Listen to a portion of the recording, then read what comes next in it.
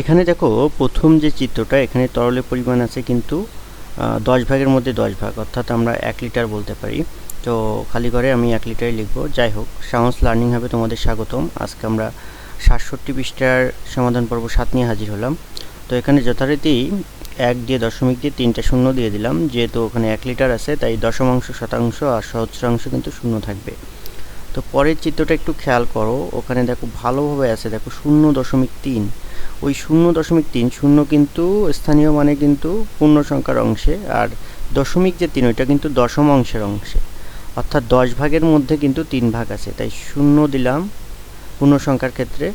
দেন দশম অংশে কিন্তু 3 লিখতে হবে, যেহেতু শূন্যের পরে প্রথম স্থানে কিন্তু দশমাংশ, এর আগের অনেক ভিডিওতে আমি বলেছি। তো বাদ বাকি শতাংশ এবং সহস্রাংশে 0 দিলাম।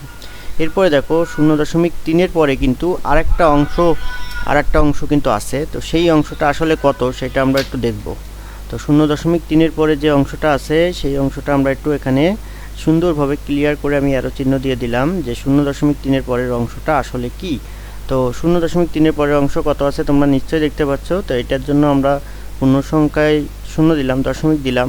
দেন যে দশমাংশে 3 ছিল ওখানে তো এক্ষেত্রে আর দশমাংশে 3 রাখা যাবে না, মানে এখানে তো 0 দিতে হবে, কারণ আমরা এখানে করছি কোন হিসাব বলো তো? এখানে আমরা শতাংশে হিসাব করছি, তাই দশমাংশে কিন্তু কোনোভাবেই 0 দেওয়া যাবে না, এই তোমার সংখ্যা দেওয়া যাবে না। তো দশমাংশে 0 দিলাম।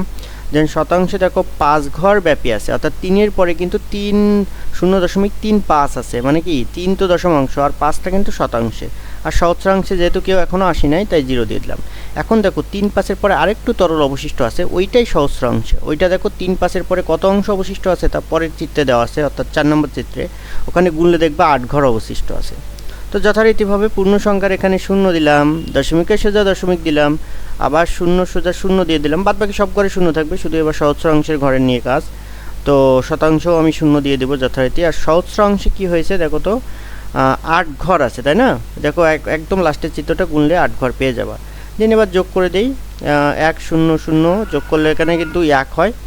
আর দশমিকের সোজা দশমিক হয়, দশমিকের সোজা আমরা এখানে দশমিক দিয়ে দিব যথারীতি, দশমিক দিয়ে দিলাম।